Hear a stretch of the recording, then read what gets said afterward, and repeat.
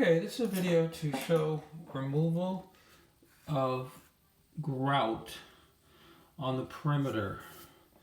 In other words, here's a spot, it's between the floor and the wall. This is actually going to be covered by a baseboard, okay?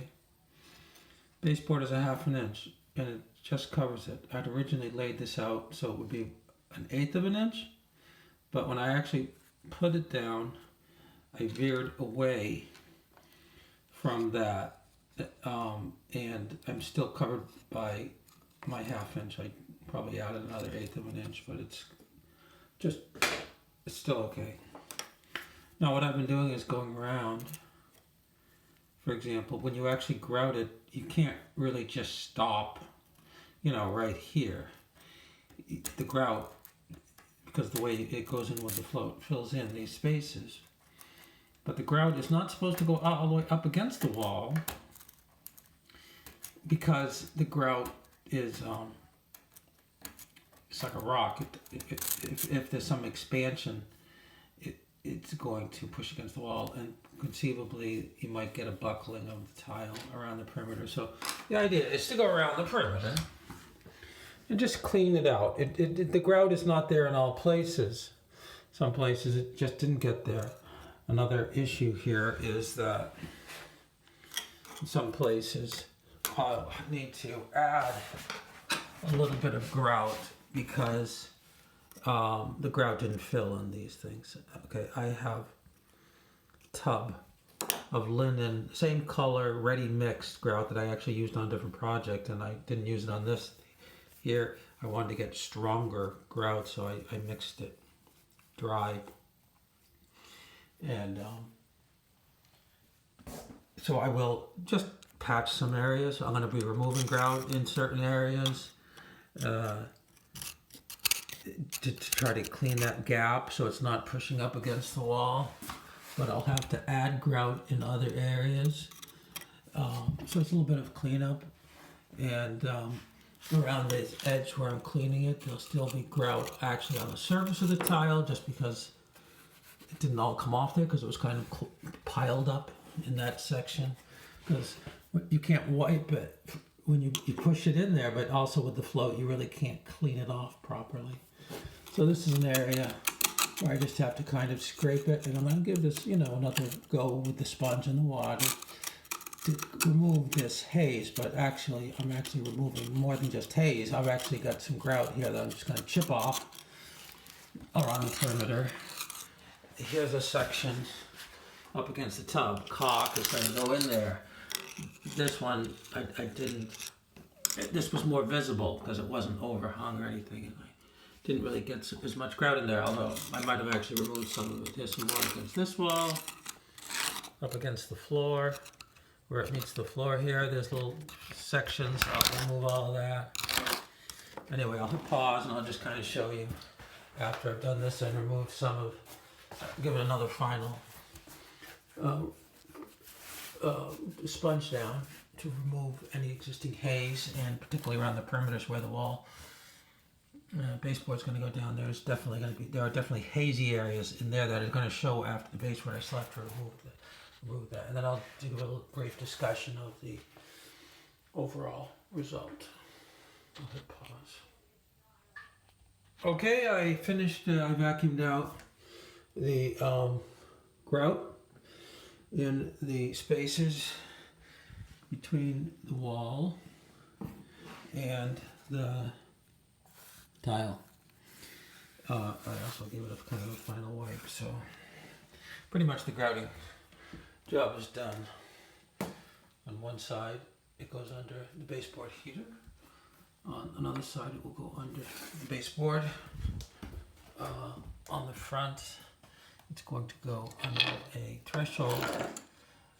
The threshold adjustment here is not perfect for this one, and it's also not the right number for this, so I have to make an adjustment.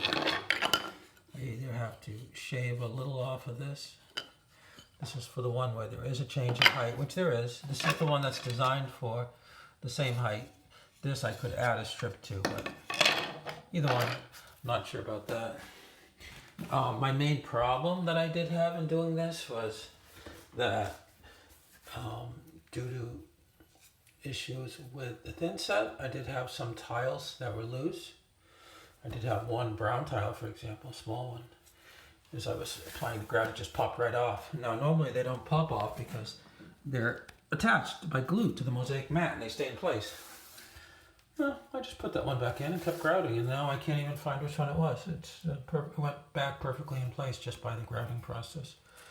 There were some other ones, for example, where it certainly didn't come off the mat, and the mat was glued into the thin set, but there was a hollow sound under it, and it would move, it would rock slightly, which means that the bond between the back of the tile and the thin set was not good. I think it was due to drying issues. Too dry thin set, that might have been okay, but since it was the last part of the room tiled, it had been drying out. Issues with the backer board under it. I didn't pre-dampen it, wipe it with a damp sponge. I didn't do anything on the back side of the tiles, let's say, to pre-dampen them or to try to butter them, because the mosaic mat is difficult to butter. So for all of those reasons, probably in some areas, but it would have been a little bit dry, and that there was an adhesion issue there. Certainly not the case back here. No issue with that because the mortar was wetter in this area, but for whatever reason. Anyway, this grout is the sanded grout. It's stronger than unsanded grout. It's much better for use in a bathroom because you get more friction. You won't slip on it as easily, and you can only use it, they say, if the grout lines are 1/4 inch or larger. These are about 1/4 inch. I definitely wanted to use it because I wanted stronger grout and because I wanted in the bath to have a surface that was not slippery. Now, I should say that the other problem that I ran into was aligning the mats as I put them down. I made alignment marks where the edge of each mat would go, but one place that I failed to put an alignment mark, so it's hard to see because of the light, but I put an alignment mark here. There's a little black line. It's really hard to see it. That was going to be the end of a mat in this direction, but what I didn't do, see, on this front wall, I put alignment marks as I was putting the mat down. This would tell me that this mat, as I put it down, I was going to stop here. I was going to center it here. And that centered my mats in this dimension. In this other dimension, I put a little arrow where each of the mats would end. So as I put them down, I was using those reference marks on the side. Over here, I used reference marks on the wood, but it's a little hard to see. But I didn't put a reference mark on this back wall exactly where the mat was. What I noticed was, as I was putting them down, I was pulling away from the wall. Now, they weren't supposed to go right up. It's not the wall. It's the kickboard of this vanity. But I pulled it away about an extra 1/8 of an inch or maybe a little bit more from that. But once you start doing it with the mats and it's getting to the thin set, you only have a little short period of time to make an adjustment. And I didn't see that I was veering away from this. On the far side, because I was veering that way, the mats were going further towards the wall under the baseboard.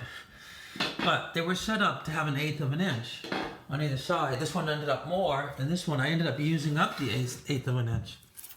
By the time I got down to here, yes, I remember as I was putting it in, it was bumping up against the wall, and I had to really push the mats back in the other direction to get the correct spacing.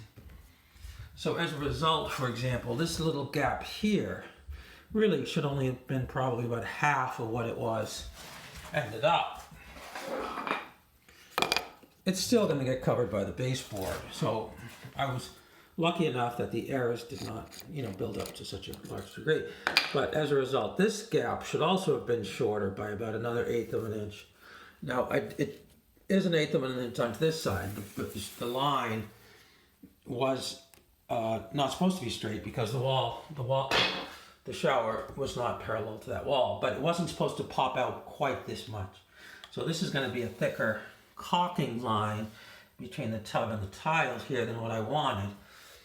Well, hopefully it'll be okay. The caulk is going to have to go all the way down. So you can see here, you might expect this to be an area where water would get down, but you can't put this mortar, that is the quickset bedding for the hardboard, or the grout, you can't put them up against the shower. You have to rely on using caulk to fill this area.